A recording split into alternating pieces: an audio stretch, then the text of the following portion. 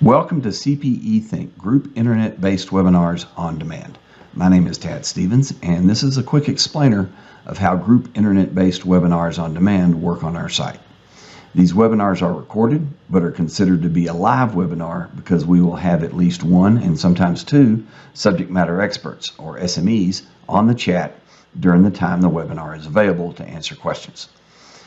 What is different from a live webinar is you can choose to start your attendance whenever you want within the hours the webinar is available. Say, for example, the webinar available hours is between 11 a.m. and 2 p.m. That's 3 hours. So you can start the webinar anytime in that 3-hour time frame between 11 and 2. Your webinar will be over, say if it's a 1-hour long webinar and you start at 11:15. That would mean that your webinar or your instance of that webinar will be over at 12:15. But please note, you cannot stop, start, pause, restart the webinar. Once it starts, it runs for the length of the webinar, and you must be in attendance and answer all the polling questions or respond to the attendance prompts to get credit.